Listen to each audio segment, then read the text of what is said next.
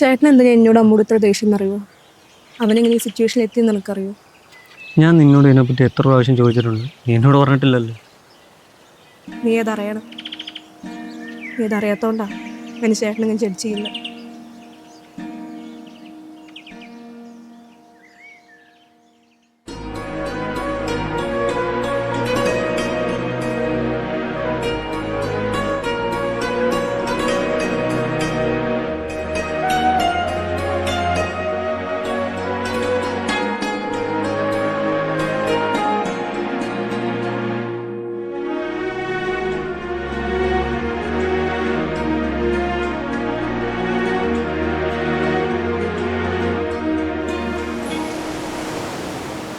നീ എന്തൊക്കെ പറഞ്ഞാലും ശരി, ക്യാൻസർ പോലത്തെ അസുഖം വന്ന കൊച്ചിനെ കല്യാണം കഴിക്കാൻ ഞാൻ സമ്മതിക്കില്ല. അവർക്ക് ക്യാൻസർ അവരുടെ കുഴപ്പമാണ്. പിന്നെ ചികിത്സിച്ചാൽ മാറുന്ന അസുഖമല്ലേ ക്യാൻസർ ഒക്കെ.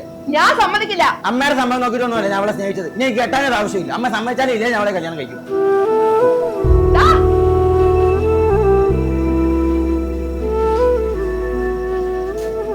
മോളെ, നാളെ നിന്റെ ഒരു സ്ഥലം വരെ വരണേ.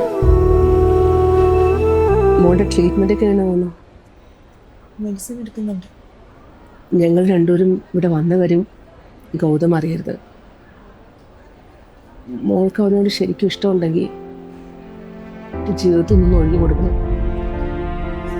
മോളുടെ അസുഖത്തിൻ്റെ കാര്യം മോൾക്കറിയാമല്ലോ. അതുപോലെ തന്നെ ഗൗതമിൻ്റെ സ്വഭാവം മോളുടെ ജീവിതം നശിപ്പിക്കുന്നു. അവളായിട്ട് എന്നെ ഒഴിഞ്ഞു പോകണം. ഇതൊരു അമ്മയുടെ അപേക്ഷയായിട്ട് കണ്ടാൽ മതി.